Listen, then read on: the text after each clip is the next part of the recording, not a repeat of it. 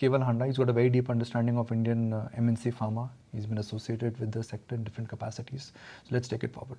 Mr. Handa, good morning. Thank you for joining us. The theme which everybody wants to understand is that as the Indian per capita increases, Indians will spend more on healthcare and medicines. Is there a case that per capita for generic and the non-generic spends in India will also increase? A very good morning to all of you. Yes, of course, the generic market is very attractive both in India as well as abroad. And it's likely to be roughly around about $600 billion in 2030.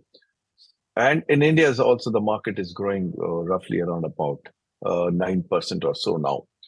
And if you look at the MNCs, their focus is not going to be so much on generics, but they're going to focus is going to be more on the proprietary products.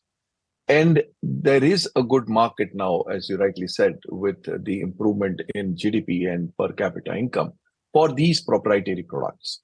All that is required is pricing the product correctly when you are launching these products in developed countries.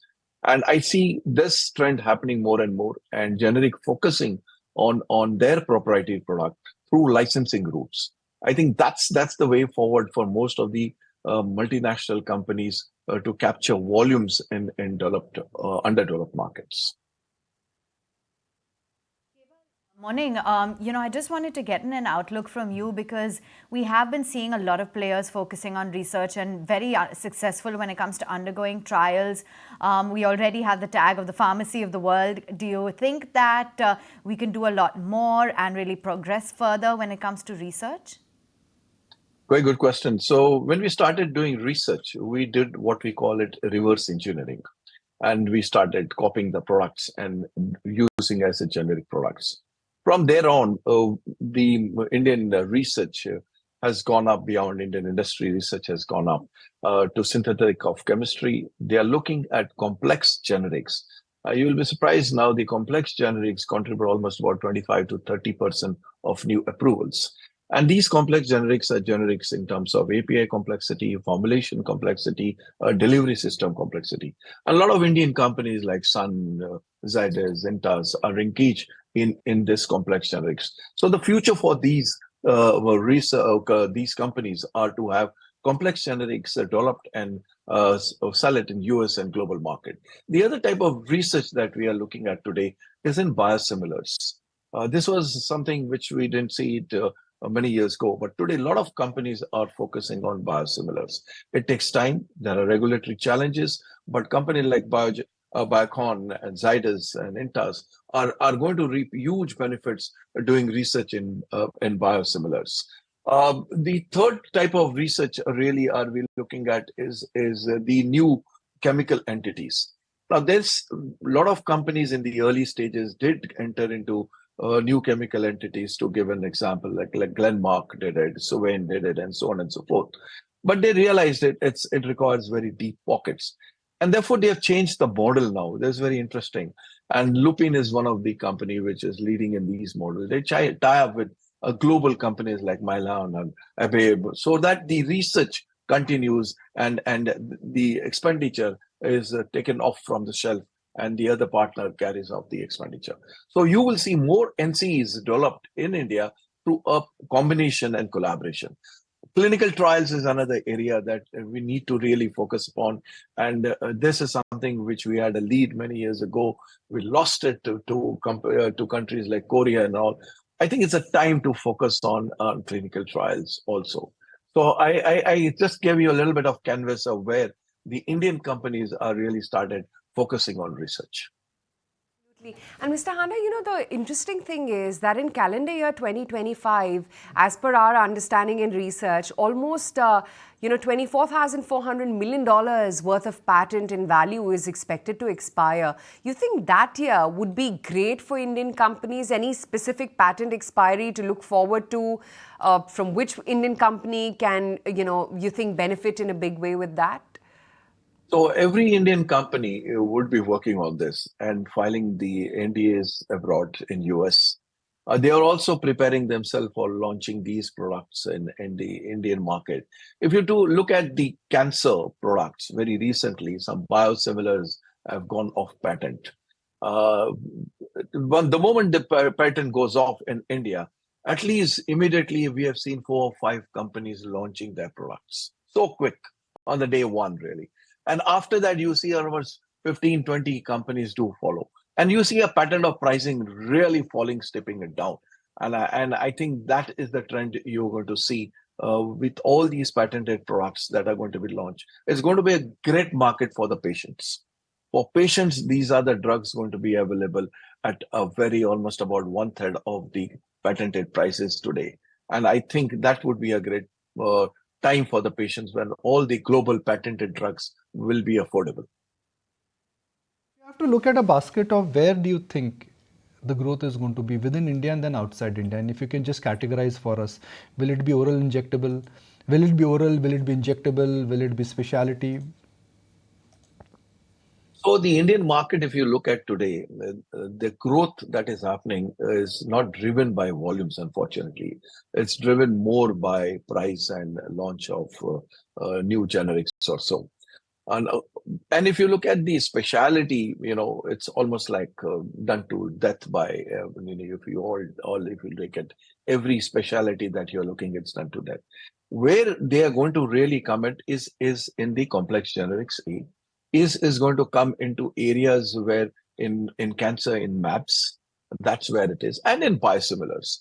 These are the areas where you will see that more traction will happen, and most of the companies will reap more benefits doing their R&D in these areas. And therefore, most of the companies would be focused to launch biosimilars, complex generics, and to look at a new delivery system for the existing products. That's where the focus would be. In terms of, we are a stock market channel. We are trying to identify where money can be made. If our viewers, let's say, have to bet on a pharma theme, should they lean towards MNC pharma companies because they have a clear runway where per capita and better medicine, healthcare will be a game changer for them? Should one focus on companies which have combination of both, or should one focus on your generic companies where, like you said, that the growth is coming back? What should one invest in? Well, if I speak for Indian companies, I will be guilty of not being loyal to my multinational companies. But I've been working with since I've been along with Pfizer almost about 10 years now. I've been working a lot of Indian companies very closely, and you see the market after COVID for Indian companies had a little slowed down post COVID. But now the market is opening up, particularly in US. The market is opening up. And the focus of the Indian companies now again have started looking at US onwards. So there is one way of looking at companies now who would be having more NDAs filed in US are something that you should look at it quickly, closely, because a lot of analysts have lost that focus and said, no, ANDAs are risk and there are regulatory challenges. But no, that's where the money is going to be made, and that's where the entire market. It's almost about 500 billion market by 2030. You cannot ignore that, and that's the market where the Indian companies will really thrive. That's one area that will. We need to also look at companies with neo technology that they are coming with, and this is in the biosimilar products. And which are those companies which are focusing on biosimilars are definitely going to gain. And finally, I would say that focus on APIs. The PLS scheme is there. A lot of companies are developing almost about new APIs here. Almost about 30 to 35 APIs are coming in place. Focus on those companies which are using these PLI scheme to get new APIs and to scale it up. Or they are looking at the key materials for the APIs. I think those are the areas that if you start focusing it, I think you will never go wrong. And formulation is, of course, the most defensive. There's a good demand for a good formulation in India and a good company with having a good diverse formulation portfolio. And if you have won that, I know you can never go wrong. Okay.